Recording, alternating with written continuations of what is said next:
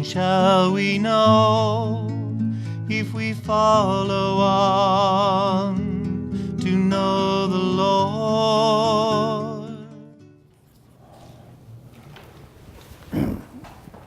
Last presentation, and this should be a fairly simple presentation, I think, although I don't really know what we're going to do yet.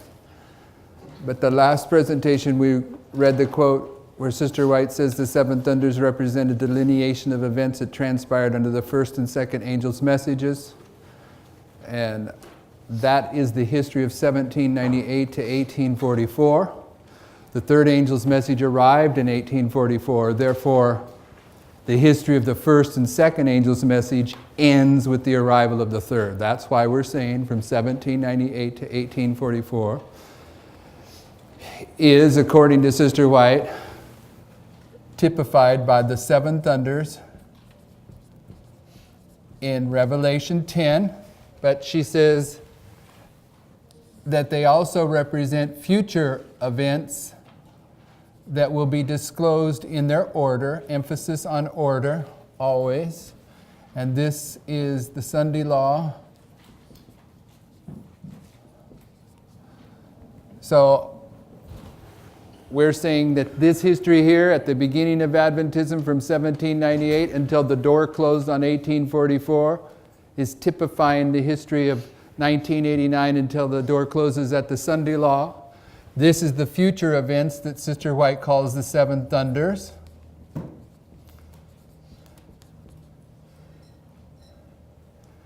And some of you in here are not familiar with why we are saying that 1989 is the time of the end, but most of you as Seventh-day Adventists know that in Great Controversy 356, Sister White says 1798 is the time of the end for the Millerites.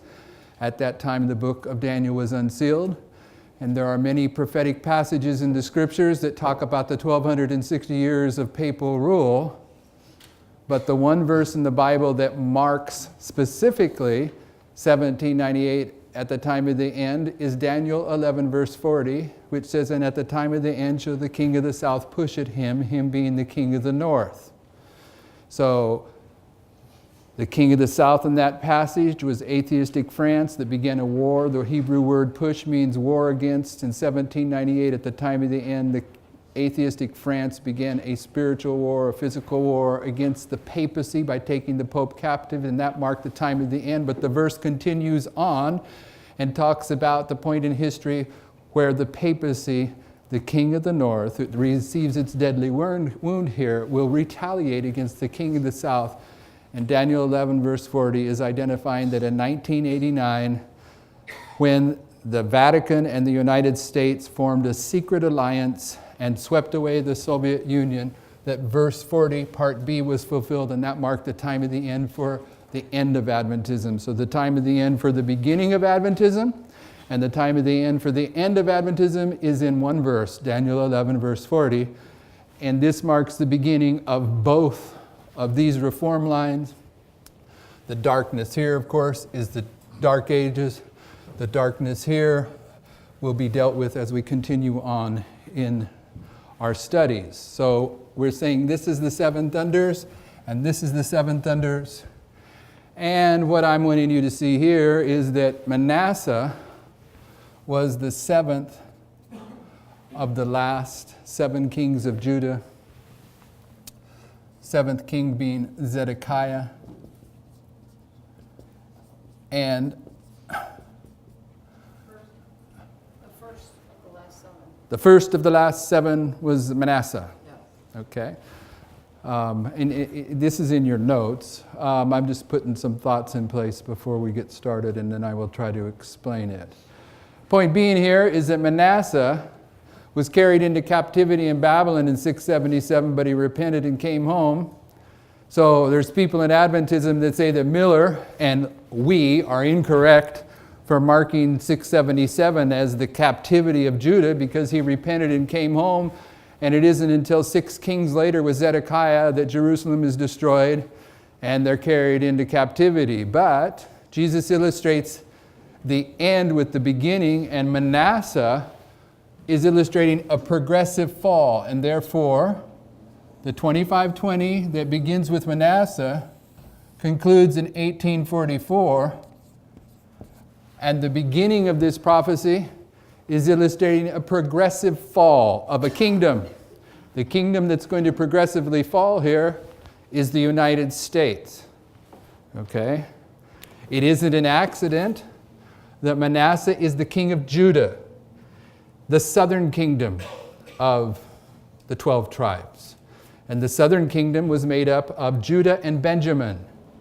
Therefore, Manasseh was the king of a two-horned kingdom, just as the United States is a two-horned kingdom.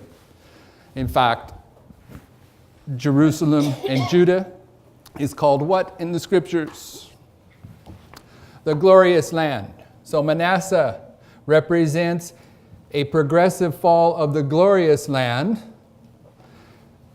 and the time prophecy of the 2520 beginning in that progressive fallen history of the glorious land ends to mark the progressive fall of the modern glorious land, the United States. And the progressive fall of the United States requires that two horns are removed. The first horn, the religious power of the United States in the Millerite history, when the seven thunders is fulfilled here, the civil in our history, when the seven thunders is repeated and the state power is removed. It's worth noting that when the last of these seven kings is destroyed, who destroys it? The king of the south or Egypt? The king of the north. And sure enough, it's the papacy that is carrying the Protestants away here through its doctrines, but it's the papacy that conquers the United States here, both, king of the north. So, I mean, these are parallel histories. And so I intend to look at that. And then on Sabbath, before these meetings started, Brother Dwayne touched upon a sermon. In his sermon, he touched upon a subject, and you could just see it. He wasn't trying to deal with this, but you could see it.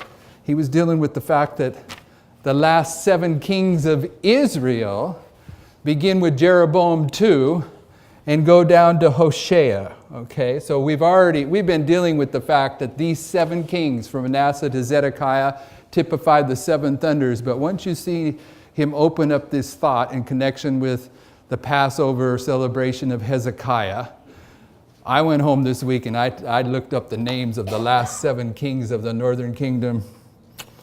And the names of these kings are an illustration that's pretty easy to see. And there you have, that's the handout. Okay, this is the little tidbit we may or may not get here. And if we don't, this is just a jewel you can all go home and polish at your own leisure. Here's what I want to get to with that in mind. If you can remember Brother Noel's information yesterday, and you can't because you weren't here, but we are going to make sure you get a DVD. Well, we can't go back over all of that. Brother Noel was saying that are based upon Ezra 7:9, that Ezra left Babylon with the third decree in his hand on the first day of the first month in 457, and he arrived in Jerusalem on the first day of the fifth month in 457, and the decree went into effect on the 10th day of the seventh month in 457, and that this beginning history of the 2300-day prophecy, the 2300-day prophecy takes off here. It typifies the ending history in the history of the Millerites. And on the first day of the first month, 1844, which equates in the Gregorian calendar to 4/19, 1844. And then on 8/15, 1844. And 10/22, 1844. That these three dates are marked in Ezra 7:9 as the beginning of the 2300-day prophecy. Now the Millerites grappled with these three dates, but in Adventism today we don't grapple with them. We may deal with 457 and take it to 1844, but we don't get into the detail of Ezra 7:9, the first day of the first month, first day of the fifth month. But once you see that the characteristics that took place in the story of Ezra are typifying the same experience in the history of the Millerites, then you realize that it isn't an accident these dates were recorded. So if you remember, Ezra comes out of Babylon on the first day of the first month, and then what does he do? He tarries. But what was he? What was he? He was disappointed. Why was he disappointed? Because there wasn't no Levites. And the Levites are the symbol of the faithful ones, right? But not in this history. They were a little bit Laodicean in this history, but that the golden calf of Aaron and Jeroboam's 2 golden calves, the Levites are heroes, but they're not heroes in this story. But so what did Ezra do? He called for the Levites to come. He sent in and he had a call out of Babylon. All right. So that was on the first day of the first month in the story of Ezra. And then he arrives on the first day of the 5th month in Jerusalem. Okay. Any characteristics that I'm forgetting there? No? Yes? Okay. So then the decree goes into effect here October 22nd, 457, and it's typifying Millerite history. So then he looked at Millerite history, and sure enough, the tarrying time arrived for the Millerites on the 19th of April, 1844, and that was the first disappointment. And this is when the second angel arrived in this history with a writing in his hand, and his message was, come out of Babylon. And sure enough, even though the Midnight Cry message had been being promoted, been presented, it wasn't until August 15th, 1844 at the Exeter Camp meeting that the message was finally internalized by the Millerites, and they carried it across the eastern seaboard of the United States for the next 2 months. So it was empowered, the Midnight Cry, on the very same day of the year that Ezra arrived in Babylon 2,300 years before. And the Midnight Cry ended on October 22nd, 1844. Everyone remember that from yesterday? If you do, say amen. Amen. So our brother here, Keith, who wasn't here, he knows I'm not making this up, all right? Testimony of 2 or 3, a thing is established. Then Brother Noel went into the fact that if you take your Bible and you are a faithful Millerite, using line up on line, and you go everywhere in the Bible where you say the first day of the first month, you begin to develop other characteristics of what goes on in this history. Don't know that I'll touch upon all of them, but the one that I'll start with so we can be clear about it is in Ezekiel 29, the last few verses. It says in the first day of the first month that the Lord was going to give Nebuchadnezzar, the king of the north, the nation of Egypt, for the services that he had rendered to the Lord in bringing judgment to the world of his day and age. So, on the first day of the first month, a nation is given to the king of the north. King of the north paid, all right? And I'm saying here, brothers, this is what I'm saying is, he read the quote where Sister White compared the 70 years of captivity in Babylon to the 1,260 years of captivity in spiritual Babylon. And Nebuchadnezzar brought about that 70 years of captivity, and the papacy brought about the 1,260 years of captivity. Therefore, if the Lord paid Nebuchadnezzar for services rendered, then the Lord has to pay the papacy for services rendered. And what the Lord pays the king of the north for services rendered is he gives him a nation. And the nation that's given to the king of the north at the end of the world is the United States. That's the subject of prophecy. In 1798, the Lord is going to give the king of the north a nation, but the nation that he's going to give to the king of the north has 2 horns. The first horn is the religious horn, and sure enough, in the Millerite history, the first payment to the king of the north was given by the Lord. But this history is repeated down here when the final payment to the papacy is accomplished and the United States is surrendered into his hand. And some of us struggle over the idea that Nebuchadnezzar got Egypt but I'm saying the papacy is getting the glorious land. I don't think that's a contradiction if you keep it at the level that it's simply based upon the principle the laborer is worthy of his hire and the king of the north gets paid a nation. And so when you look at the history, when it's time to write the paycheck, prophecy says the paycheck is these two horns, the two horns of the United States that have been typified by the two horns of Manasseh, a progressive fall. Did you follow that? But at the same time, in that passage in Ezekiel, you have your notes from Noel. Yeah, sorry. And there's a budding forth. What's the budding out?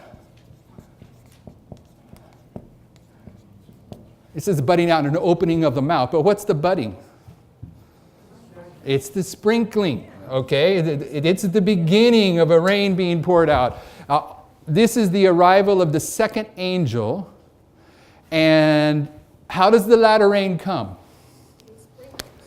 In two parts, right? A sprinkling followed by a full outpouring. So where's the sprinkling begin in this Millerite history? Right here. There's a budding out and they're given a voice. Where's the full outpouring going to be in this history? Right here at the midnight cry. So this is consistent with what we've been teaching about the latter rain for 10 years. All right? This isn't some kind of new idea we're inventing to uphold some kind of new premise. So on the first day of the first month, we realized also that the waters dried up. Okay, and this first disappointment is represented by a drying up of the waters. Let me show you something in Jeremiah 15. If you'll go there. This, of course, is not in your notes because we're not operating on our notes. Jeremiah chapter 15, as we should be. Verse 16. And there's a couple points I'm going to make in here that aren't germane to what I'm trying to show you right now, but you'll see. You'll see what I'm trying to show you.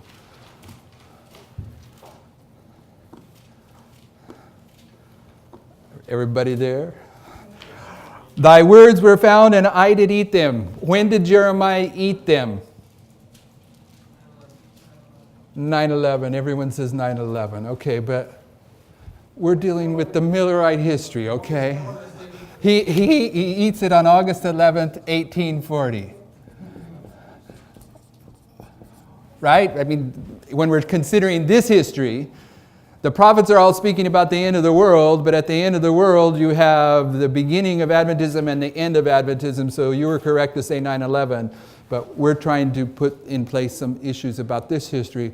So in this story of Jeremiah, in fact, I would contend, and this may challenge some of you, Jeremiah 15's eating of the little book, that's the Millerite history, and Ezekiel's eating the little book in chapter 2 and 3, that's our history. Okay, but in any case, in verse 16, thy words were found and I did eat them, and thy word was unto me the joy and rejoicing of mine heart. Now, brothers and sisters, can you all see, Brother Dave, can you see that Jeremiah ate the book on August 11th, 1840, or on 9/11? Okay, can everyone see that? All right, because I want to show you something here, and this is important for the presentations I'm going to do at the end of the week. Notice the rest of the verse. For I'm called by thy name. Brothers and sisters, when you eat the little book, you are called by God's name. Amen. Okay, what's it mean to be called by his name? Marriage. A marriage is what you're saying. I buy that. But it's a symbol of the covenant. The covenant histories with a people begin with who? Does it begin with Abram or Abraham? Begins with Abram, and his name's changed. Okay, and it's carried on to Isaac, and then to who? But Jacob's name is changed to what? Okay, the changing of the name is a marking of the covenant. When Jeremiah eats the little book right here, one of the things he's telling us is he just entered into covenant relationship with the Lord. You see it? Okay, so verse 17. I sat not in the assembly of the mockers, nor rejoiced. I sat alone because of thy hand, for thou hast filled me with indignation. Right here, brothers and sisters, he eats the little book. Now he's setting alone. Where does he set alone? He's not setting with the mockers. Who's the mockers? When did the Protestants start mocking? At the first disappointment. He's separated from them. Now he's not setting with the Protestants. And why isn't he setting with the Protestants? Because of his hand. It's because of his hand. How is it that the hand caused Jeremiah to be separated from the Protestants? Because the Lord held his hand over this chart and caused them to believe that he would come in 1843. That's what it says in Ezra. Okay. So until he removes his hand, and they see that the 2520 to 2300 extends to here, the reason the disappointment took place was because the Lord held his hand over a mistake in this chart. I want you to see that this passage in Jeremiah is an illustration of this history, okay? Amen. For thou hast filled me with indignation. Why is my pain perpetual, verse 18, and my wound incurable, which refuses to be healed? Wilt thou be altogether unto me as a liar? What's he mean? Jeremiah just called the Lord a liar. What does that mean? Habakkuk chapter 2. Though the vision tarry, wait for it. It will not what? Lie. Okay, so his hand and the lie, it's this chart. It will not lie. The vision's going to speak down here. Will thou be altogether unto me as a liar? Where is that? That's right here. Right. He's lamenting the first disappointment. Do you see it, brothers and sisters? Amen. So what's the next phrase? And as waters that fell, because on the first day of the first month, the waters dry up. Do you see it? Yes. The first disappointment, the waters dry up, and we went and looked. Brother Del Rosso took us to Meribah and Massa, where the waters dried up for ancient Israel, and those two places represent a quarrel and a testing. That's the names of those places. This is where the testing of the Millerites begins and their quarrel with the Protestants. This is where the Protestants who were with them become their most bitter enemies. Why do you want to understand this, brothers and sisters? Why do you want to understand this? Because when the first disappointment is repeated in our history, we're going to find that people that we have been working with are going to become our most bitter opponents. Right? Perhaps that's what it means. That's what I think it means.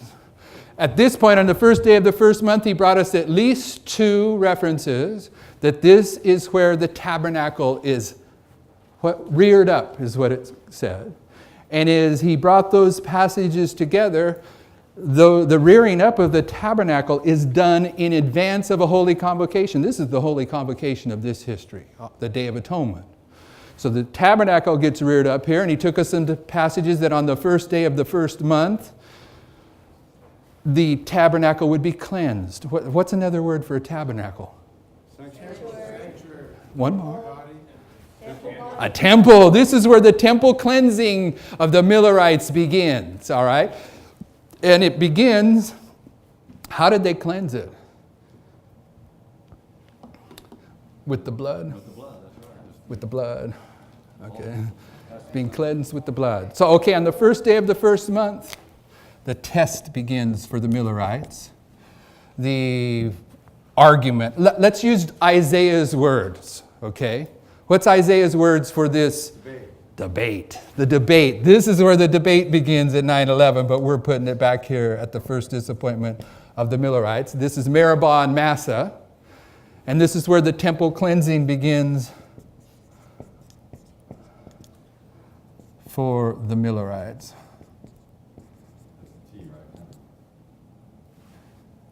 It's a poor tea. All right. All right. So what am I forgetting on the first day of the first month? Am I forgetting? The what? Oh, I'm glad you brought that out. First day of the first month in the book of Ezra, what did they do? They separated from the strange wives. This is where the Protestants separate from the Millerites because of the circumstances. The debate begins. Nehemiah 9. The first disappointment Ezra 10. Okay, so on the first day of the 5th month, what happens? Aaron dies. Who's Aaron? And who takes his place? Eleazar. And what does Eleazar mean? It means God's helper. Who's God's helper? It's the Holy Spirit, all right? Isn't the Holy Spirit the God's helper, all right? So anyway, here we have 2 classes of worshipers here at the midnight cry. Is there 2 classes of worshipers at the midnight cry? A foolish virgin and a wise virgin. And at this point, they go to a land, Gudgada, and I forget, and I can't pronounce it right anyway. But they're a land full of what? What did it say? You mean where he goes to die? Where he died, then is at Gudgada, and I see Brother Noel possibly looking. It don't matter. It's a land of waters. Is this a time period when the waters appear? What waters? This is the full outpouring. This is the budding out. This is the full outpouring. This is the 15th down here. I hope you're following my logic here. Right. And what do they do now? They separate who? The Levites. Now, brothers and sisters, this history is repeated to the very letter in our history, but I want you to notice something that in Malachi 3, verses 1 through 4, the messenger of the covenant is purifying the Levites. And when that's accomplished in our history, he's purifying the Levites, and they are those that are represented as the 144,000. Is that okay? Yeah. Okay, so in Revelation 7, how many tribes make up the 144,000? But how many tribes are the Levites? They're one, okay? So there's a prophetic lesson being conveyed about Levi here that isn't about the various characters that go to make up the 144,000. What's the prophetic lesson of the Levites? Is that they were the ones that were faithful at the Sunday law crisis, right? Wasn't Aaron's calf the Sunday law crisis? Didn't Aaron have them bowing down to the image of the beast, the golden calf? That was a Sunday law crisis. And then with Jeroboam, what did he do? He made 2 calves, one in Bethel and one in Dan. And what's Bethel? It's the house of God. What's Dan? Judgment. So Jeroboam's story is about the combination of church and state, these 2 golden altars, and who refused to participate in the story of Jeroboam?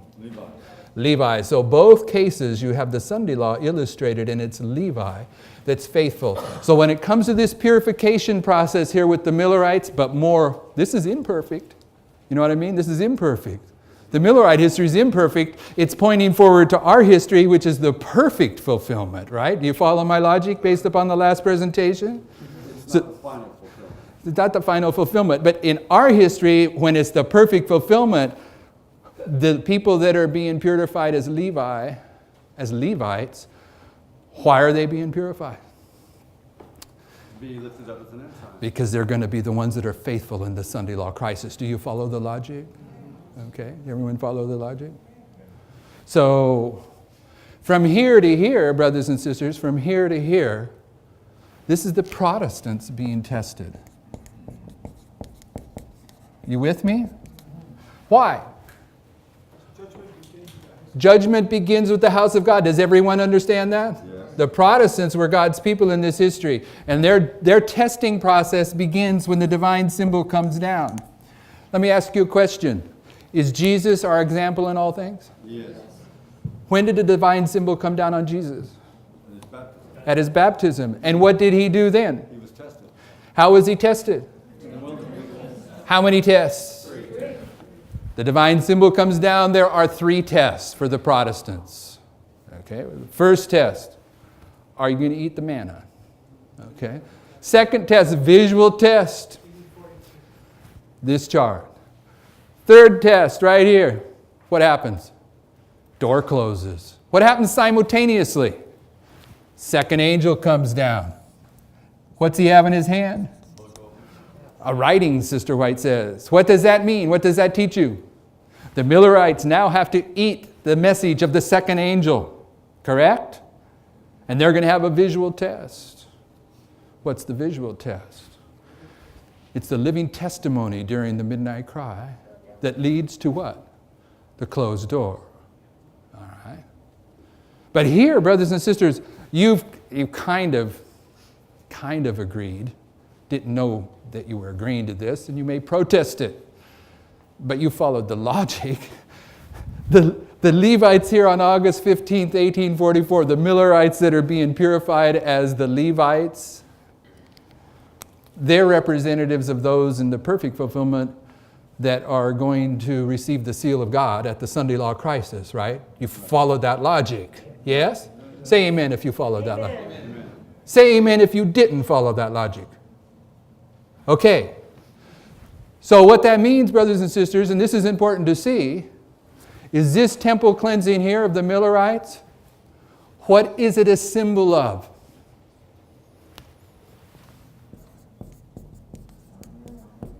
It's the symbol of the sealing.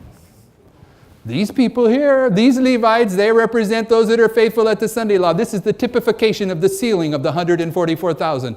Does the sealing begin when an angel comes down from heaven? Okay. Now this here, this is also a temple cleansing in that very same history, but it emphasizes something else. The Protestants were alive when this was taking place. This is the judgment of the living typified. But what Brother Noel told us, and what the students also taught us, is that when you come down to our history, brothers and sisters, today, now, is that you take this temple cleansing of the Protestants and you put it here. Why? Because judgment begins with the house of God. The Protestants were judged first in that history. They're judged second after the Sunday law in our history. So this comes right here. There'll be an angel that comes down. The angel of Revelation 18. But they also taught us that this temple cleansing comes down here. What's the proof for that? It's easy to prove, but what is it? No. The proof for it, the easy proof is, when this angel comes down, what does he say? Babylon is fallen, is fallen. And when this angel of Revelation 18 comes down, what does he say? Babylon is fallen, is fallen. So you take this history of the Protestants and you put it here, and you put this history of the Millerites and you put it here, and what do you have? You have the history of the judgment of the living and the sealing of the 144,000. You see it? Okay, so in this history, we'll take Brother Noel's information now and we're going to just lay it right over the top. Okay? Let's start with the Millerites.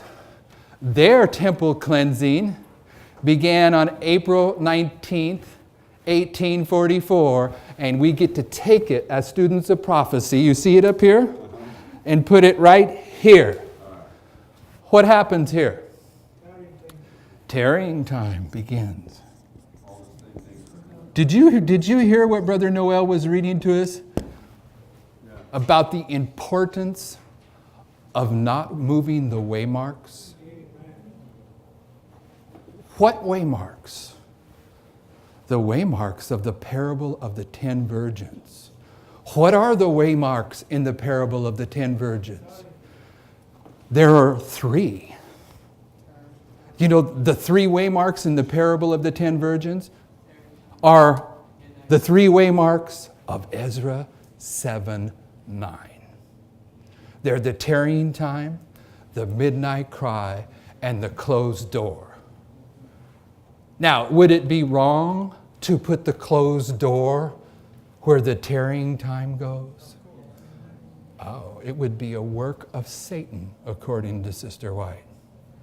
She says repeatedly we are to guard these sacred waymarks. She warns us they will come under attack.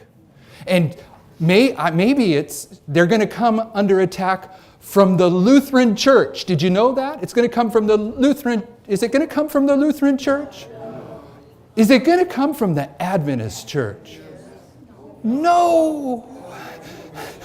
Brothers and sisters, I just had a sister out here in between the break coming to me saying, you know, there was a pastor preaching that the heads of Revelation 17 are the popes since the Lateran Treaty in 1929. And she was asking about her responsibility to stand up publicly and oppose this heresy, or should she not say anything? Or she did the right thing, evidently. She went to him and says, I need to talk to you. And after the sermon, they talked together in a room privately. And he let her know, you can believe what you want to believe. You'll come around to my side of the story later.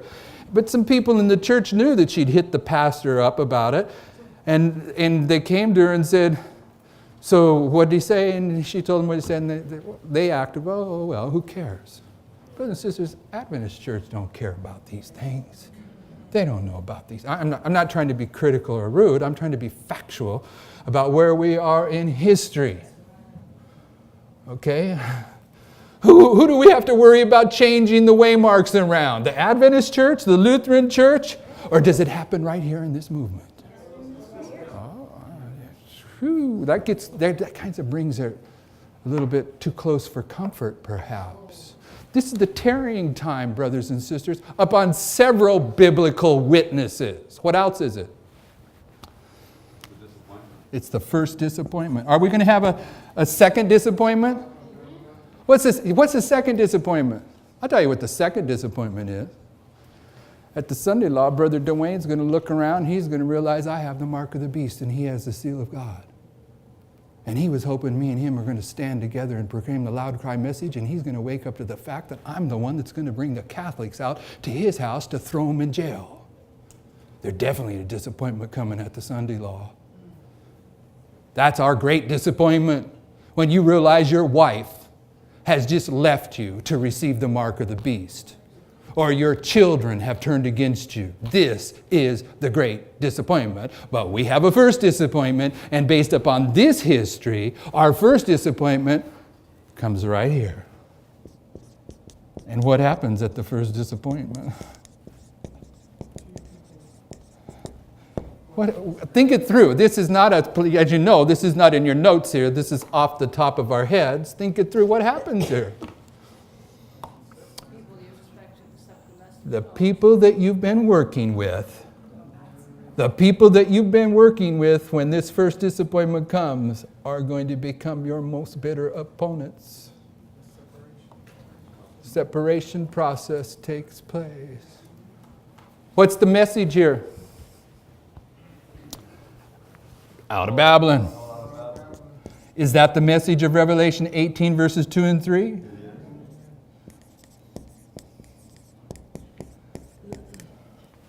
What else happens here? It's easy. It's right on the board for you. It's right there on the board. Somebody gets paid to go to the wages. Okay, this is the Sunday law, is it not, brothers and sisters? Sister White says that at the Sunday law, the United States is going to pay homage to the papacy, and Brother Mark can probably tell us better than anyone else what homage is because it's a word that comes out of feudal Europe, and Scotland still is back there in that time period halfway. What does it mean to pay homage in the feudal system? All right, I put him on the spot and he's choking. Okay. You pay homage to a landlord in the feudal system by becoming naked before him and bowing down before him and putting your hands above your head, and the landlord puts his hands over your hands, thus showing that you're in submission to him. At the Sunday law, the United States is going to be stripped naked and come fully under control of the Pope of Rome. That's what she says when they're going to pay homage. And this process is happening right here in this time period, because there's an external thing happening that we have to recognize, and there's an internal thing happening. Is it okay to have an internal and an external prophetic history happening simultaneously? Oh, absolutely. That's the definition the Millerites give to the 7 churches. It's the internal history of the church, but the 7 seals is the identical history, but it's the external history of the church in that history. And the political fall of the United States at this time, which is going on at this time, are you watching Obama's poll numbers going down? Do you realize what's going to happen in this country?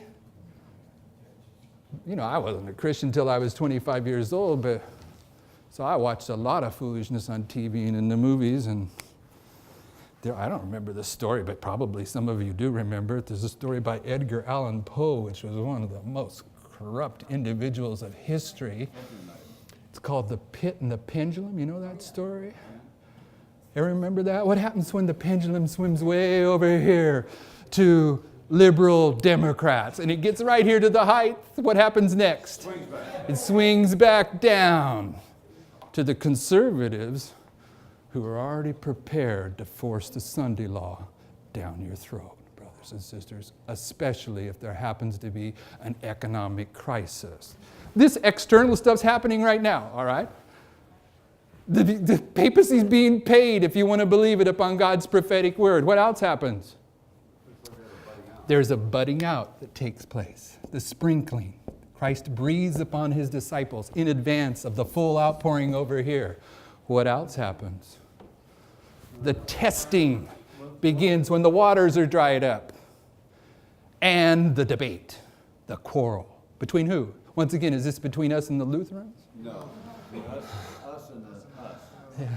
Us and us. Us and us. How's that old saying go? I realized my greatest enemy, I recognized my greatest enemy or something, and it was us. I forget how it goes. That's not it. It's us. What's the strange wives, brothers and sisters? Doctrine, brothers and sisters. When we talk about being led back to the old past here, when we talk about being brought back to the foundations, as the foundations are marked in every history, when you come back to the foundations, what's the foundations of Adventism? This chart right here, okay? But what's the foundations of Adventism? It's not that chart. Oh, I just went against everyone. Oh, now you're going to guess at those. No. What's the foundation? What do you have to put this chart together? Twice as much as your apostate. Twice as much as your apostate you addressed today and yesterday. Rules. You have to have 14 rules of William Miller. If you don't have those rules, you don't comprehend these truths. Right here, brothers and sisters, when the Lord leads us back to the old past, He leads us back to William Miller's rules of prophetic interpretation, and there's a separation that takes place from those people that accept the principle of proof texting and reject apostate Protestantism and Catholic interpretation of Bible prophecy, and they separate from the strange wives. Amen. You see it? Amen. Right. And right here, what begins to happen? The temple is being cleansed in Adventism. The separation process of the everlasting gospel and the debate begins. But there's somewhere right here, brothers and sisters, right in this history that we're in, what's about to happen? At which time, who are we? We're either Aaron or either Eliezer. Who was Aaron? Moses' brother. He Moses' was brother. high priest. High priest. Okay, Brother Dave, don't get bashful on me. When do we become priests? It was read today in one of the presentations. We're born again. Okay, good guess, but where's it most specifically? Brother Michael read it today. I'll ask Brother Michael. When do we become priests? 1 Peter chapter 2. Okay, so go to 1 Peter chapter 2. Particularly you, Brother Dave, because you forgot. All right, 1 Peter chapter 2.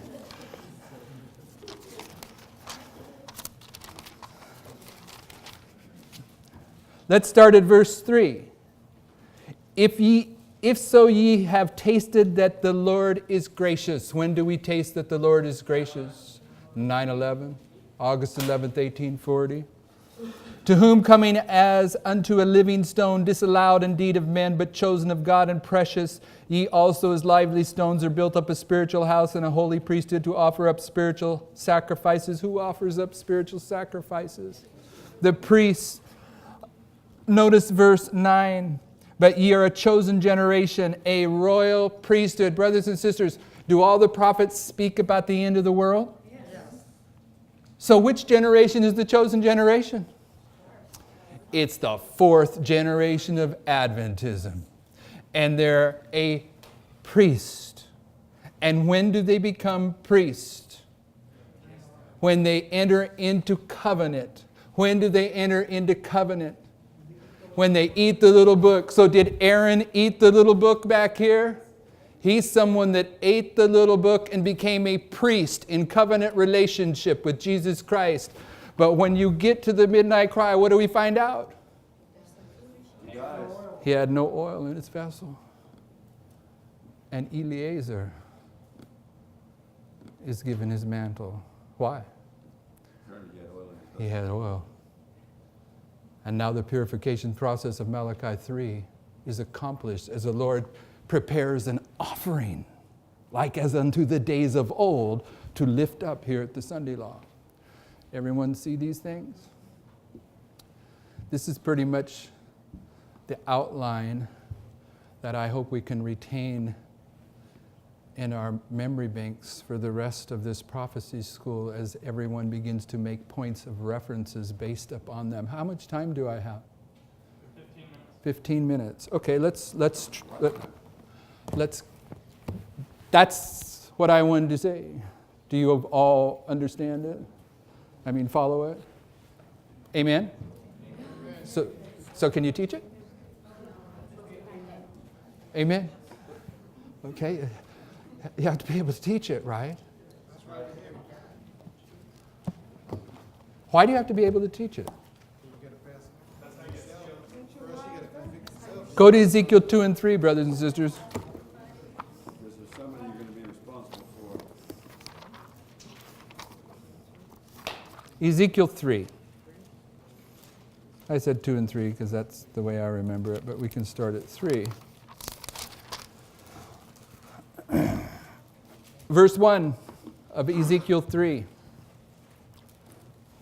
Moreover, he said unto me, Son of man, eat that thou findest, eat this roll, and go speak to the house of Israel. It's not enough just to eat it, is it? You got to teach it.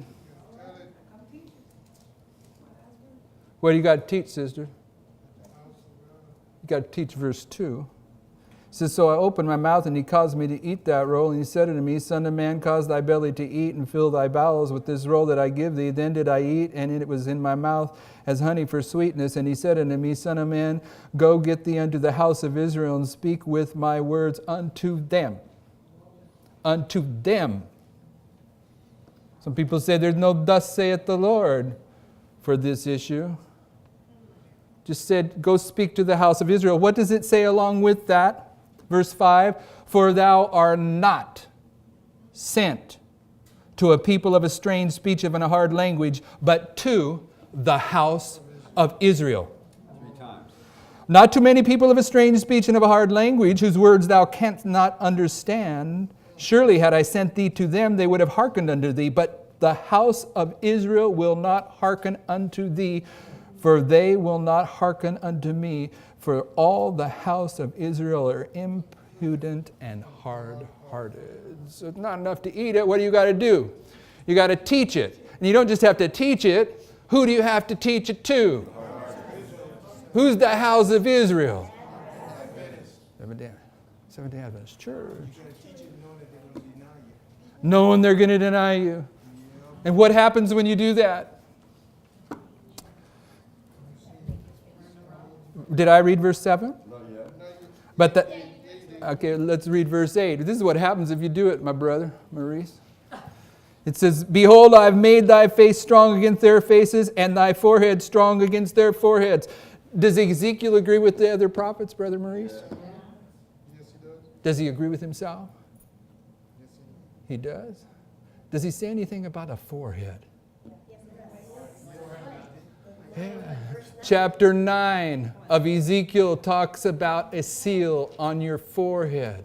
And Sister White says the sealing of Ezekiel 9 is the same sealing of Revelation 7. Brothers and sisters, you don't get the seal of God if you don't eat the little book and take the message of eating the little book to the Seventh-day Adventist Church.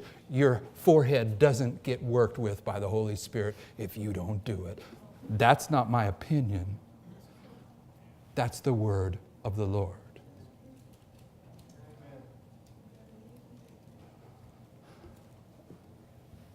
Concise and to the point. Well, that means the next.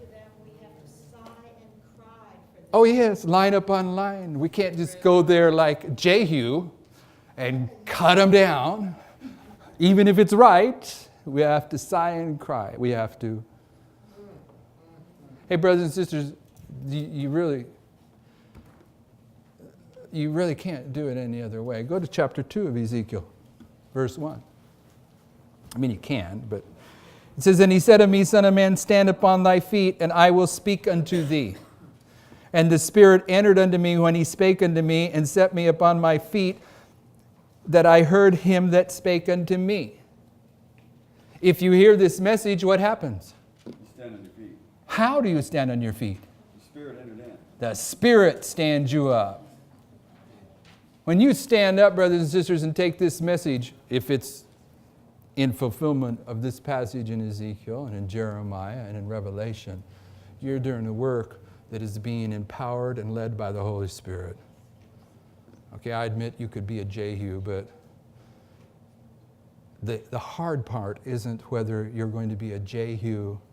The hard part is whether you're going to understand your responsibility to the Seventh-day Adventist Church and accomplish it.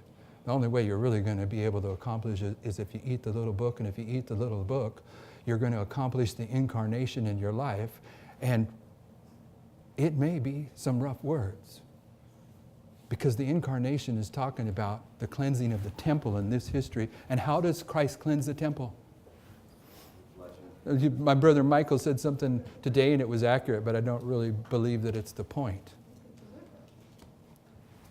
I don't have a problem saying that divinity flashes through these charts. I don't have a problem, but that's not what this is about. These two tables are a symbol of you and I that have entered into covenant relationship with Christ. The flashing of the divinity that cleanses the temple, it'll be based upon the truths on these charts, but where's it going to flash through? Through us as we carry this message. The Holy Spirit's going to use human beings to carry this message and cleanse His temple. But Amen. I have 7 minutes, right? Roughly. It would correct me. I'm doing fill time now. Okay, so go to page 97 of your notes. I tell you, there's some of the speakers in here. All of them should be the way that I'm going to describe them. Some of these speakers, they just flat refuse to teach something unless they can prove it from 10 points of view, okay? Whereas me, I get in trouble sometimes, and I'll see something, and I'll get out on a limb that I have to cut off somewhere thereafter, okay? But I don't think that I'm doing it from bad motives, and I'm not too threatened that all of us as human beings make a few mistakes along the way. But in this next study, I want you to see something. We're on page 97. The seven thunders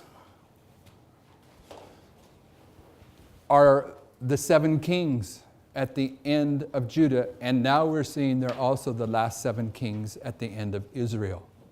I mean, if on this piece of paper, I haven't figured out how to put this all in place, but in this piece of paper we handed out today, the last of the 7 kings of Israel, the northern kingdom, it begins with Jeroboam II, and that gives you the prophetic right to say, well, the first king of northern kingdom, the first kingdom of Israel was Jeroboam, so when this 7th to the last king is Jeroboam II, that's given you the prophetic right to say, okay, I can start from here and use him as a symbol of all of ancient Israel. And sure enough, from him to the end of ancient Israel, there are 7 kings, and when you look at their names, Jeroboam II is talking about a flock. And the next one is Zechariah, a flock that's going to be marked or remembered. I'm saying this is you wouldn't expect from the story of Israel necessarily to see a glowing report represented in these kings, but it is. The third king's talking about something that's completed, something that's made amends to, a repentance, the flock that is being marked, that has made amends with the Lord, that the next king are comforted by the breath of God. Who's that? These are the people that are receiving the outpouring of the Holy Spirit, and they're followed by Pekaniah and Pekah, which means to open your eyes, and it's repeated. These 2 kings are a repetition. What do you see when you see something repeated? 2nd and 4th angel's message. Who gets their eyes opened in the 4th angel's message? Laodiceans. These are the Laodiceans. This is the flock of Laodiceans that are going to receive the outpouring of the Holy Spirit. And when you get to the last king, they're the deliverer. They've arrived safely. There's no way. I haven't put it together yet. We just dug this out yesterday morning based upon his sermon last Sabbath. But brothers and sisters, you can see that the 7 kings of ancient northern kingdom Israel are typifying the same history as these 7 kings, as 1798 to 1844, which is the 7 thunders, which is our history from 1989 to the Sunday Law. So now let's look really quickly at the last 7 kings of Judah. Manasseh, I'm on page 97. Are you following my logic here? Yes. Do you have a responsibility to test this out? Yes. Okay, so this is... Throw stones at me later on this one. Manasseh means causing to forget. And brothers and sisters, without a doubt, Manasseh, that's the time of the end. Isaiah 23 talks about the papacy being forgotten in 1798 until the Sunday Law in the United States. Manasseh is causing to forget. And in 1989, the United States forgot who the Antichrist of Bible prophecy was. They entered into a secret alliance with them. So 1989, 1798, Manasseh. Then you have the architect after 1798. Who's the architect that comes into history after 1798, represented by Ammon?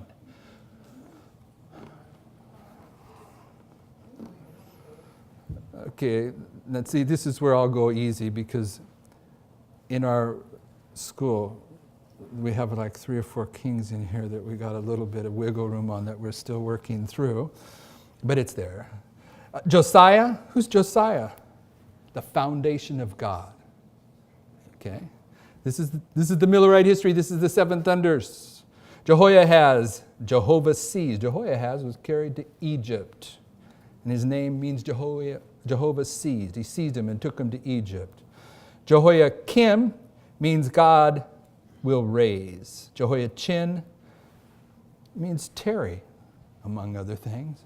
See a tarrying time in the history of the Millerites, tarrying time in our history. And Zedekiah, what's Zedekiah? What's Zedekiah? It's the same word that is translated as cleansed. Unto 2,300 years, then shall the sanctuary be Zedekiah. That's 1844. That's the Sunday Law. Okay? You follow the logic here? It's the 7 thunders. Now we have one more witness of the 7 kings. Now I'm on page 98. I'll put this in place and be done very quickly. These truths here that we're handling, I intended to put in place in advance of Brother Leo's presentation, because he's going to build on these. So you may think that this is fairly disconnected from what we just did, and it is. but we are marching through a larger study than just this sermon. I hope some of you are aware that the beginning of Adventism here, William Miller was given the commencement points for the chain of truth. But in this history, we were given what? The links in the chain of truth.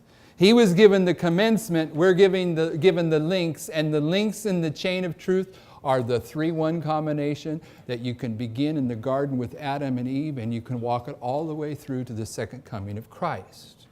So I'm going to give you some examples of the 3-1 combination that are links in the prophetic chain. On the top of page 98 it says, Eli, Hophni, and Phinehas. Phinehas being the third, and after the third message there's a disappointment, the great disappointment. There's always a disappointment after the third. What's the disappointment of Eli, Hophni, and Phinehas? The ark is captured. Okay, there's your disappointment. And Samuel is raised up. There's a 3-1 combination, all right? Next link in that chain is the first 3 kings, Saul, David, and Solomon. And when Solomon dies, what happens? What's the disappointment? Kingdoms divided. And who's the next king? Rehoboam. Okay.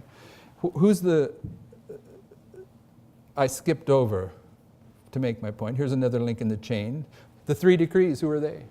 Cyrus, Darius, and Artaxerxes. What's the disappointment? Ezra and no Levites. Ezra is disappointed. Okay. And that's followed by who? Artaxerxes. Which is the decree that Nehemiah brought with him. 3-1 combination with the disappointment. Okay, next illustration. First, second, third angel's message followed by a disappointment. We're now living in the time of the fourth angel's message. So what I want you to see is this.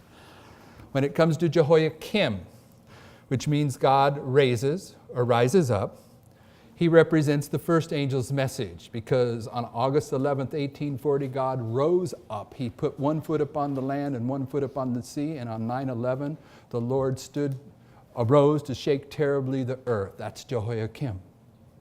Jehoiachin means to tarry. After all, August 11th, 1840, you have the first disappointment, the tarrying time. That is Jehoiachin. That leads to Zedekiah, which is October 22nd, 1844, the imperfect Day of Atonement. With that in place, we will close with prayer, and Brother Leo will add upon these thoughts in his presentations. Shall we pray?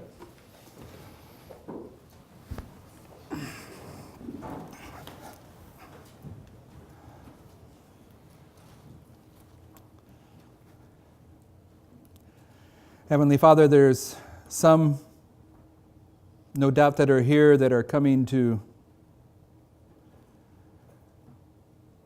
hear, consider, evaluate the prophetic message. And they perhaps did not think that they would walk into such an environment where the message is identifying that our probation is about to close. That we either begin to eat the little book and gather the oil together now, or in the very, very near future, we're going to awaken to the fact that we have no oil in our vessels. We thank you that you brought us here to hear these things and given us this warning in your mercy. But we need you to inspire us, encourage us, empower us to fulfill our responsibility in preparing for this coming event. We need you to help us start taking these things seriously.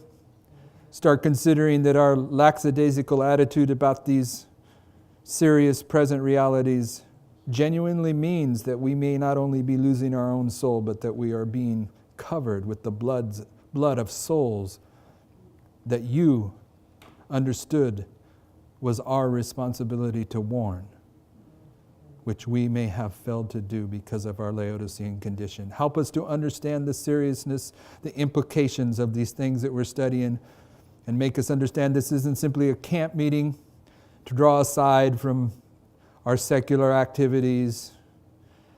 But this is a camp meeting that is part of the preparation that you are doing to lift up Levi at the soon coming Sunday law. And we thank you for this light in Jesus' name. Amen.